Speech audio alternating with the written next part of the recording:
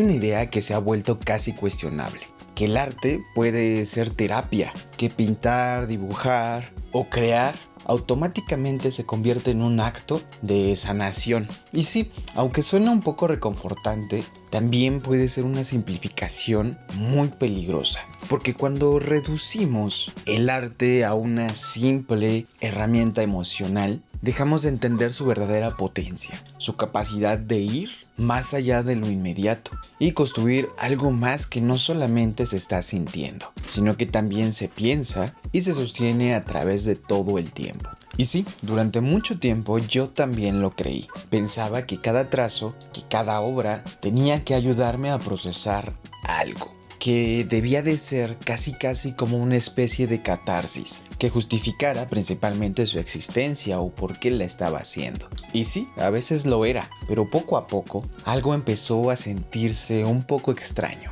Mi trabajo en esos entonces comenzó a girar en círculo, como si en lugar de avanzar estuviera repitiendo una misma emoción con diferentes formas. Y eso no es interesante. El problema aquí no es utilizar al arte para expresar lo que sientes. Eso es inevitable. El problema aquí aparece cuando el arte se convierte en la única manera y el único canal emocional, en una extensión directa de tu estado interno, sin ningún tipo de filtro, sin una distancia, sin una intención de transformación. En ese punto deja de haber una construcción y solamente hay una reacción. Porque sí, seamos directos, sanar y crear no son lo mismo, aunque algunas de esas veces se crucen. Sanar implica cerrar de alguna manera ciclos, procesos y a su vez llegar a entenderlos, darles un lugar en la historia, en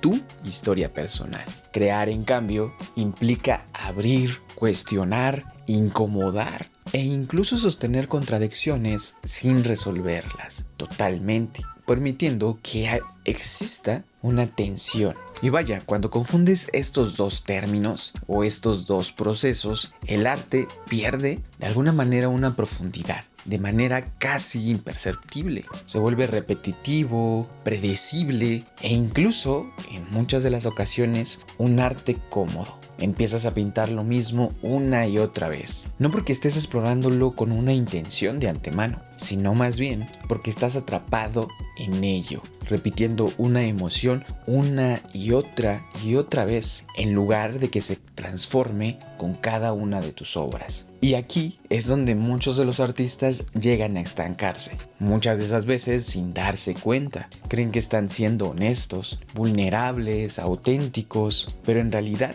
están evitando una parte fundamental de todo este proceso: tomar una distancia y construir un lenguaje. Porque ser vulnerable no es suficiente si no hay una estructura que sostenga esa vulnerabilidad. Porque el arte no es simplemente sentir, es decidir hacer con eso que sientes. Es traducirlo, deformarlo, sintetizarlo, también editarlo en muchas de esas ocasiones. Pero lo principal es convertirlo en algo que pueda existir más allá de ti, que no dependa únicamente de tu experiencia para que pueda tener un sentido, sino más bien que pueda abrirse a múltiples lecturas. Yo por eso siempre he dicho que una pieza que necesita que la expliques no sirve del todo, porque la pieza debe de hablar por sí misma, debe de dialogar con el espectador.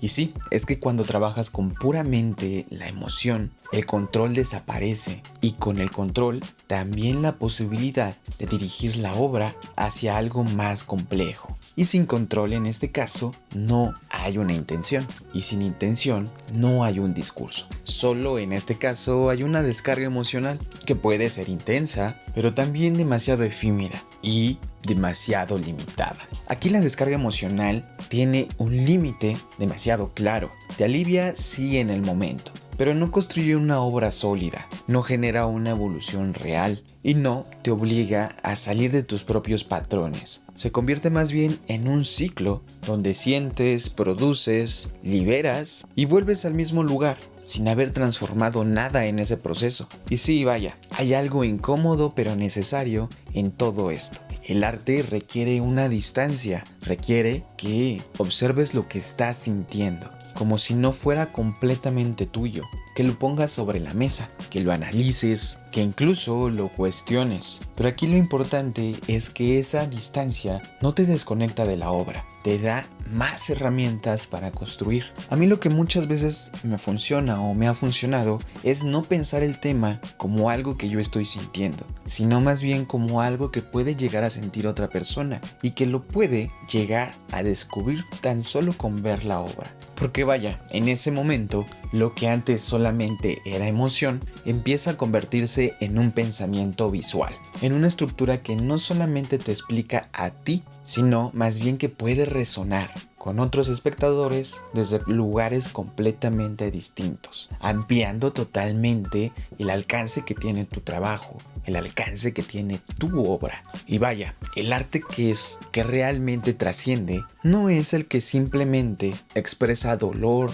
o emoción de una forma clara y directa, sino más bien el que logra transmitir y transformar eso en una forma, en un sistema visual o conceptual que otros pueden empezar a habitar, cuestionar o reinterpretar desde su propia experiencia. Y eso sí implica una responsabilidad como artista. No todo lo que estás sintiendo merece convertirse en una obra, al menos no de una forma inmediata. No todo impulso creativo tiene peso por sí mismo. Elegir qué vale la pena desarrollar y qué necesita más tiempo y qué debe de quedarse en proceso también es parte del trabajo del artista. Usar el arte como terapia puede ser un punto de partida válido, incluso necesario en ciertos momentos, pero si se convierte en el único motor que mueve y trabaja tu proceso creativo, termina limitando tu crecimiento. Te mantiene simplemente en un rasgo emocional, estrecho donde todo gira en torno a ti, sin permitir que la obra empiece a independizarse de tu propia lectura y comience a generar la propia, con tus espectadores o con las personas que les gusta tu trabajo. En este sentido, el arte no existe realmente para sanarte, sino más bien para confrontarte. Puede acompañar ciertos procesos emocionales. Sí, muchas de esas veces es un buen compañero, pero aquí su verdadero valor aparece principalmente cuando dejas de utilizar el arte como un refugio y empiezas a utilizarlo como una herramienta de construcción. Porque crear no solamente es sacar lo que llevas dentro, es tomar eso y transformarlo y darle una forma en la que pueda existir en el mundo sin depender de ti. Y es precisamente ese punto cuando la obra deja de ser únicamente tuya y donde empieza a existir como arte. Aquí lo importante es dejar libre tu trabajo, tu obra, tus pinturas, tus dibujos, para que más personas puedan entenderla a su forma, hacer esa traducción o esa interpretación personal.